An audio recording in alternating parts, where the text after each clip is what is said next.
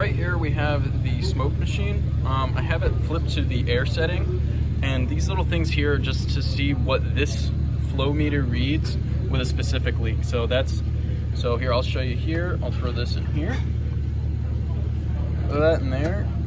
And when I press the button, you see it jump up, and there's that much. So that's an acceptable leak. And then if I went ahead and moved it over to this one, you can see it's just up a little bit more. So that one's a small leak.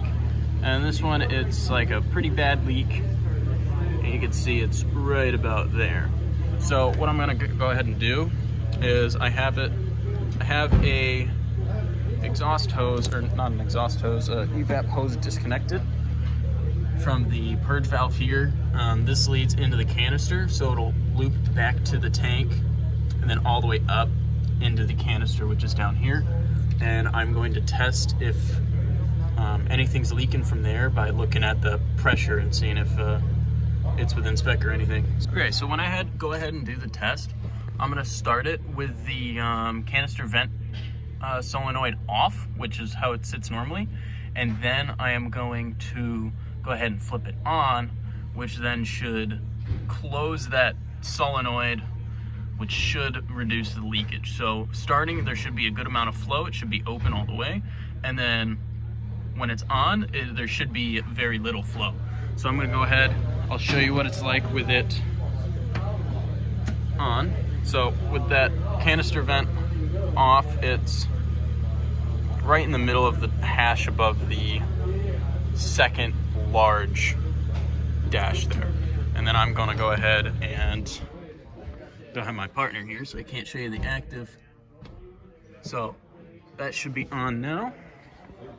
And we're gonna go ahead over here. And now you can see it just dropped by like one dash. It's right in the middle of that big dash instead of the one right above it. So we still have a pretty large leak in this system.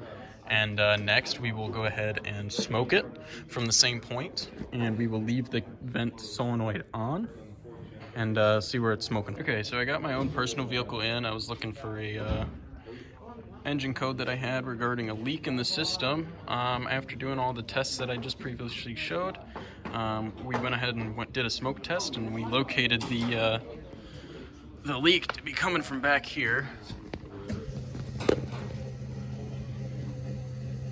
Once that smoke fills up that line, you should be seeing it.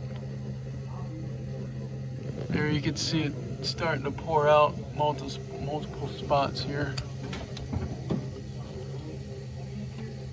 You can see it pouring out all the way somewhere up top. There's a pretty big leak. There's also a couple of small pinhole leaks. And that's coming out from that line right there.